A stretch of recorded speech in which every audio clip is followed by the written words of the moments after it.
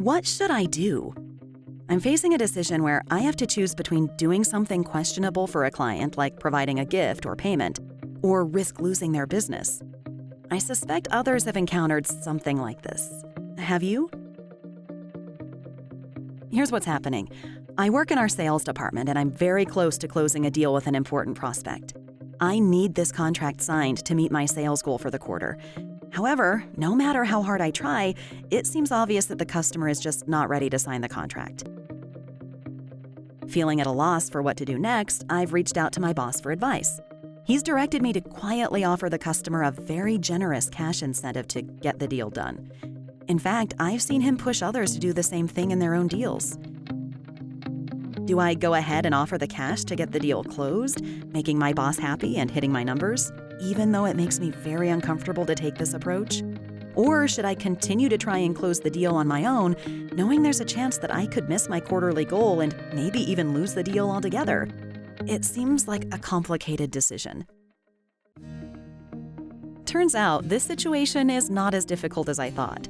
I decided to speak to our compliance office and discovered that my situation is not as ambiguous as I first thought. I hope what I found out will help you know what to do if you're ever faced with the same thing. I learned that my situation falls into the category of bribery. Bribery means giving or receiving something of value, such as cash, gifts, or favors, to someone in order to get or keep business. Some specific examples of bribes include cash payments, promises of employment or other favors, charitable donations, and gifts of significant value, including tickets, hotel stays, or lavish entertainment. This also includes making facilitation payments, commonly known as grease payments. In other words, payments made to speed up necessary services, such as clearing customs or hooking up phone service. Most countries have laws banning these corrupt practices. These laws prohibit organizations from offering to pay money or give gifts in order to get business. Corruption can be difficult to deal with, especially in global settings, where not everyone plays by the same rules. It can be challenging to do what's right while getting business done in an efficient manner. So now that I understand what bribery is, what's next? I had to recognize the ways in which bribery can get us into trouble. It turns out that violating bribery laws can have huge consequences, including prison sentences and large fines. Individuals and organizations can suffer disastrous damage to their reputations in the marketplace. Beyond that, corruption exacts an enormous social and financial toll, increases in the price of goods and services, and leads to reduced economic growth. Lastly, I needed to understand what it means to comply with our organization's anti-bribery policy. The policy provides guidance for dealing with all forms of corruption. We should never give a bribe to anyone, nor take a bribe from anyone, and we must report all incidents involving actual or suspected bribery to our compliance office immediately.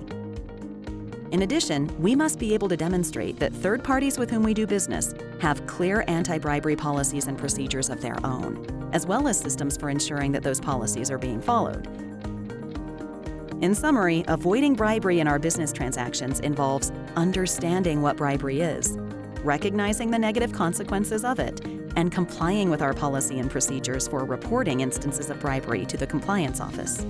3 simple steps for confidently making the best decision. So, in the case of the cash payment my boss told me to offer to the customer, it should be clear by now that I needed to report the situation to the compliance office right away. Even though I knew that doing so would create challenges with my boss, I also knew that our organization has a non-retaliation policy that protects me when I've reported situations like this. And I know that I'm helping to preserve our organization's reputation for fair and honest business practices, while avoiding violating our policy and the law. I have to say, I'm feeling a lot better knowing what to do, and I hope my experience helps you too. If you have any questions about avoiding bribery or other compliance issues, follow my lead and contact our ethics or compliance office. That's what they're here for.